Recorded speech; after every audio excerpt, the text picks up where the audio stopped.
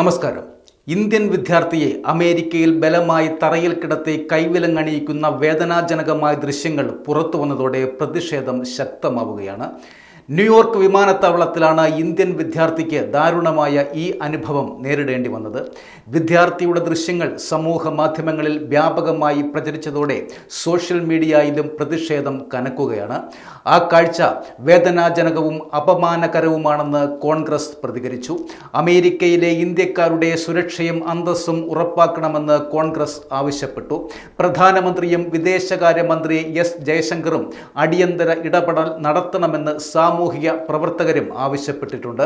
ഞായറാഴ്ചയാണ് ഇന്ത്യൻ വിദ്യാർത്ഥിയുടെ ദൃശ്യങ്ങൾ സംരംഭകൻ കുനാൽ ജയിൻ സമൂഹ മാധ്യമങ്ങളിൽ പങ്കുവച്ചത്.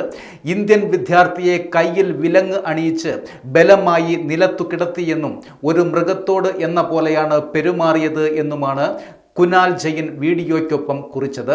പോർട്ട് അതോറിറ്റി പോലീസാണ് ഇന്ത്യക്കാരനോട് മോശമായി പെരുമാറിയിരിക്കുന്നത്.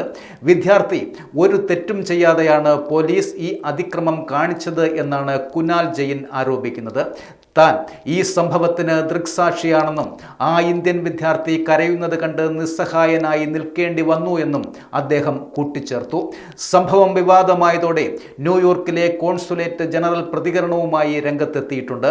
പ്രാദേശിക അധികാരികളുമായി ബന്ധപ്പെട്ടിട്ടുണ്ട് എന്നും ഇന്ത്യൻ പൗരന്മാരുടെ ക്ഷേമത്തിനായി കോൺസുലേറ്റ് പ്രതിജ്ഞാബദ്ധമാണെന്നും കോൺസുലേറ്റ് ജനറൽ പറഞ്ഞു.